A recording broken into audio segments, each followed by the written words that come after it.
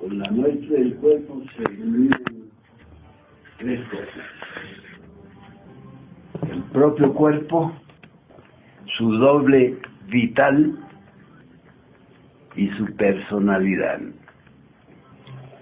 A partir de los 7 años se forma en los seres humanos eso que se llama personalidad. Podríamos decir que la personalidad es el vehículo de expresión del ego. Observando bien a la personalidad, vemos que no manifiesta absolutamente nada de la conciencia, o del alma, o del espíritu. Lo que manifiesta la personalidad es todo lo que corresponde al ego. Ya sabemos que el ego es un conjunto de agregados psicológicos. El ego no es un individuo, es un conjunto de agregados que se han metido en la vida interna de los seres humanos y gobiernan las funciones. Las 5 funciones del ser humano están gobernadas y controladas por los diversos agregados que constituyen al ego. De modo que no hay posibilidad de que los seres humanos puedan alcanzar otros niveles de ser, porque el ego no se los permite. Todo lo que piensan, todo lo que sienten, todo lo que actúan, todo lo que ingieren y todo lo que copulan es por la acción de los agregados. En las Sagradas Escrituras se conocen a estos agregados con los nombres de ira, codicia, lujuria, envidia, pereza, gula, orgullo. Esos son los 7 pecados capitales. Pero las personas piensan que pueden controlar eso. Piensan que pueden manejar sus funciones. Piensan que creyendo en Dios ya el asunto está arreglado. Pero las creencias en realidad no solucionan nada. Hay que hacer un trabajo interno de eliminación.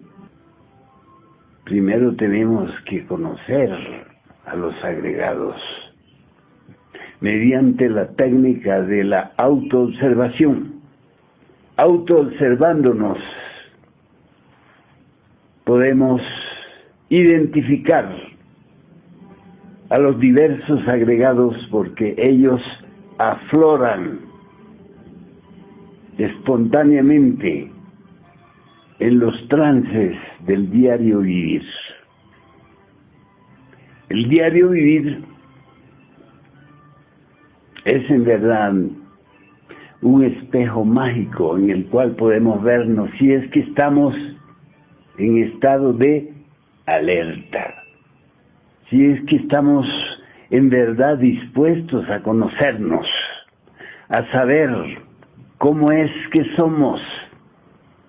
Eso de aceptar así empíricamente que somos hombres y que somos mujeres es una actitud totalmente errónea, equivocada. Primero tenemos que conocernos, saber quién somos, por qué estamos aquí, de dónde hemos venido. No es posible que tengamos esas creencias sobre nosotros mismos de que somos alguna cosa. ¿Cómo podemos ser algo si nunca hemos trabajado para ser algo? Es como si alguien de repente agarra y dice, soy médico, voy a curar enfermos, sin haber ido a la universidad, sin haber estudiado. De modo que el ser humano, sin haberse estudiado a sí mismo, sin tener el conocimiento correcto de su propio ser, no puede declararse hombre, ni santo, ni mujer, ni nada. Es apenas una máquina. El ser humano es una máquina. Nace, crece, se reproduce y muere. Esa es su única actividad. Y en medio de todo eso va sufriendo y sufriendo. Porque el dolor no puede desaparecer de la vida de alguien que no ha cambiado su ser. Porque en el ser están todos los motivos del dolor. En el nivel de ser está la atracción por los hechos externos, por las circunstancias externas. De modo que cuando llega la hora de la muerte, lo que continúa es eso, la esencia embotellada en el conjunto de todos los agregados que constituyen al ego. Eso es lo que continúa después de la muerte. De modo que cómo puede irse al cielo un conjunto de diablos que tienen prisionera al alma humana y no la dejan crecer,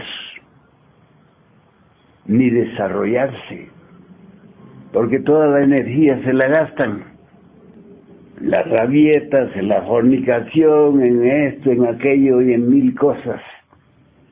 De modo que no hay energía para el crecimiento del alma y de la conciencia y de la voluntad.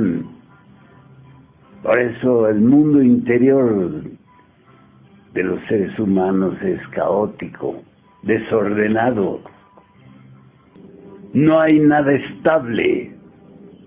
Por eso podemos ver cómo los seres humanos conviven trágicamente.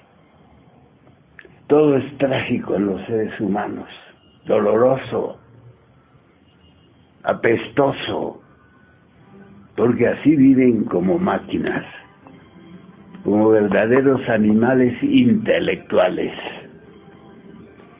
como verdaderos bípedos, irracionales. Podemos verlos cuando se pelean entre ellos. De modo que más allá de la muerte del cuerpo físico, continúa el conjunto formado por el ego y la esencia embotellada. La esencia, el principio universal de lo divino. Eso no crece en los seres humanos. Y eso necesitamos saberlo, conocerlo, descubrirlo, observándonos constantemente. Así es como podemos lograr eso que en el cristianismo puro se conoce como resurrección. La principal enseñanza de Jesús fue la muerte y la resurrección. Dijo claramente, si la semilla no muere, la nueva planta no nace. Textual del Evangelio. De modo que es necesario que mueran muchas cosas malignas que nosotros cargamos adentro, para que el alma pueda liberarse y crecer. Solo el alma puede en verdad entrar al reino de Dios, al reino de la justicia divina.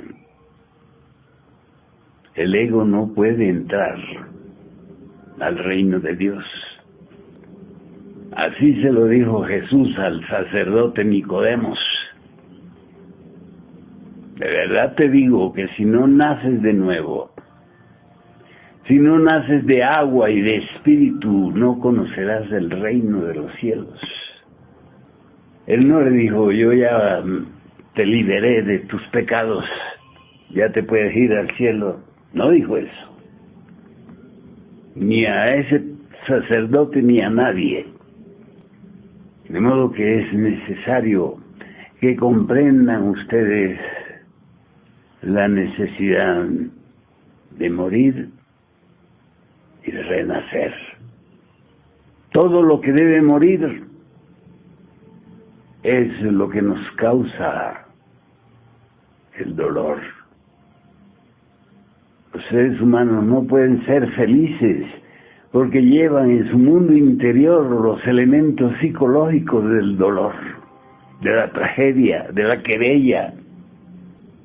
Y esos elementos deben ser estudiados y eliminados. Por eso les enseñamos y les insistimos tanto en la técnica del autorrecuerdo.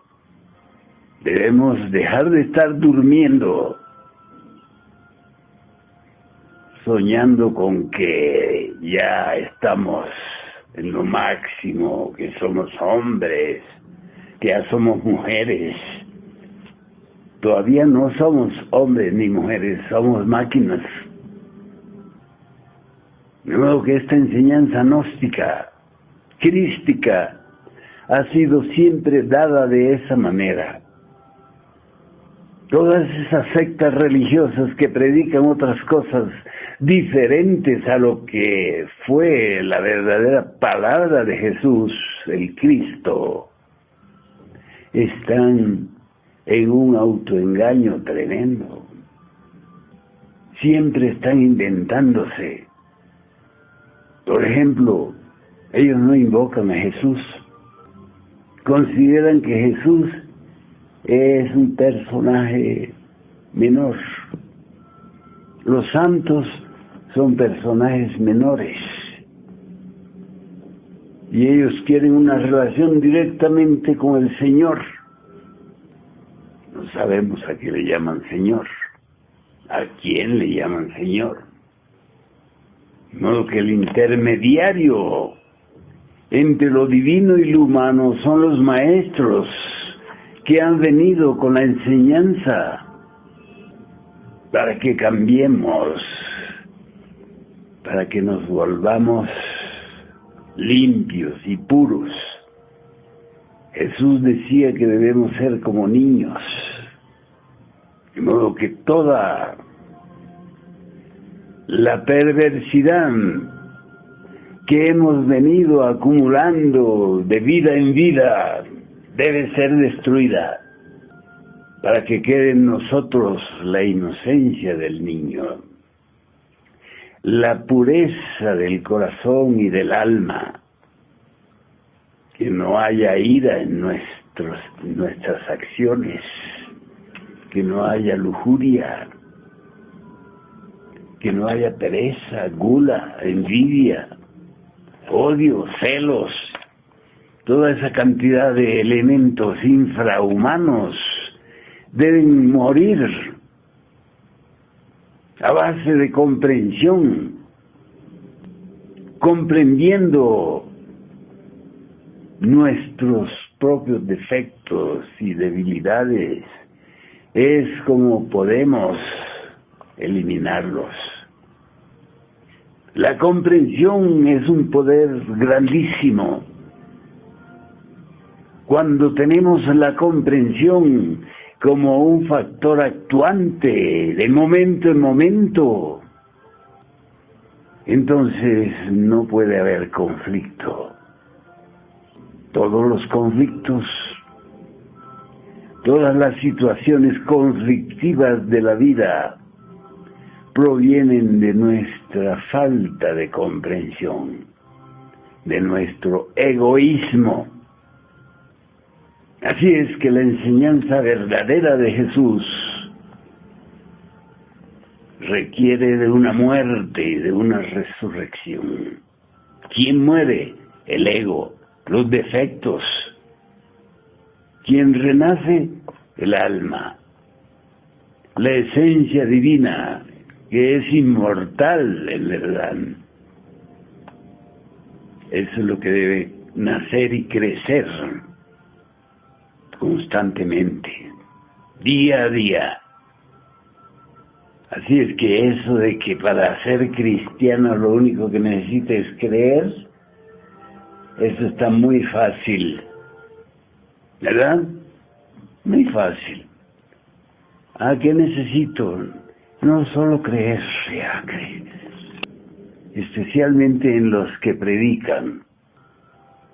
Hay que morir en sí mismos. Cuando un hombre o una mujer han trabajado intensamente sobre sí mismos, cuando llega la hora de la muerte corporal, están listos para ascender a las regiones superiores. Aquí vivimos en la región más inferior, es la que está próxima al infierno. De modo que de aquí debemos salir hacia arriba. ¿Cómo? Eliminando defectos, transmutando nuestra energía sexual. Así es como podemos avanzar. Así es como podemos salir hacia arriba. Mientras estemos dándole gusto a los defectos, mientras estemos sumidos en la inconsciencia y en la ignorancia, estamos candidatos para que nos lleve el diablo cuando se muere el cuerpo. Así pues que en esta noche quiero recordarles, hacerles énfasis en la necesidad de no olvidarse de sí mismos, la necesidad de observarnos, de vernos a sí mismos. En vez de estar viendo los defectos ajenos, vemos los propios para combatirlos, para eliminarlos, porque son la causa de nuestra perdición, de nuestra inconsciencia. Son la causa que pueden conducirnos al infierno. ¿Qué es el infierno? Lo opuesto totalmente al cielo. Y estas no son figuras imaginarias, son regiones. Así como aquí donde estamos es una región, hay otras regiones superiores. En la casa de mi padre hay muchas moradas, decía Jesús. Hay muchas moradas. Hay la morada de los ángeles, de los arcángeles, de los querubines, de los serafines, todas esas jerarquías divinas viven en sus propias regiones y tienen sus propias mansiones. Nosotros no tenemos nada porque nunca hemos hecho nada, ¿verdad? Hay que trabajar intensamente, transmutando el semen y eliminando los defectos. Y la técnica principal, el estado de alerta. La íntima recordación de sí mismos en todo y para todo. Así es como avanzamos en este camino. El andar dormidos no nos favorece en nada. Nos perjudica constantemente. En síntesis, a eso se refiere esta enseñanza, a la muerte y a la resurrección. Si desean hacer alguna pregunta. Buenas noches, maestro. Yo tengo una pregunta. ¿Jesús es Dios o es un maestro? Los seres superiores son siempre dioses. Los seres inferiores son los humanos, humanoides. Pero los dioses quieren que el ser humano se vuelva Dios y no que se vuelva un pobre diablo. Así es que nos dan el tiempo necesario para comprender nuestros errores, para cansarnos de tanto errar y comenzar a alcanzar nuestra propia divinidad. Los dioses quieren eso. Los seres superiores quieren que el hombre se vuelva Dios y no que se vuelva un diablo. Maestro, en estos días hay noticias de otra vez de feminicidio, maestro. Su esposo ya ha matado a su esposa. ¿Cómo es que esta mujer, por ejemplo, por su nivel de ser, haya atraído a esa persona y un día de esos lo mata, maestro? Sí. ¿Cómo es que pasa eso, su nivel de ser? ¿Cómo atrae a esa persona? Vivimos en ese peligro de que nos maltraten, de que nos maten, de que nos insulten, debido a nuestro nivel de ser. Es que quiere decir que el nivel de ser atrae las circunstancias de la vida, todas. Así es el orden de las cosas. Según sea tu nivel de ser, así son los acontecimientos y circunstancias de tu vida. Si cambias tu nivel de ser, entonces las circunstancias de tu vida cambian. Los hechos van cambiando, porque tú vas ascendiendo a otros niveles donde no puede alcanzarte la vulgaridad, la perversidad. ¿Sí comprendes? Así es. Maestro, en ese sentido, los seres humanos, debido a que ya que tienen el ego demasiado grande, que cometen ese tipo de errores, y estaríamos ya en un infierno en la tercera dimensión, en el planeta Tierra, producto de esa acción tan violenta que realiza el ser humano.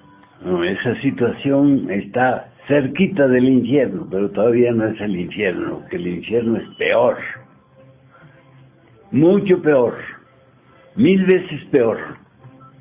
Si aquí en el mundo tridimensional encontramos tantas dificultades para vivir, imaginen más abajo, donde hay más leyes.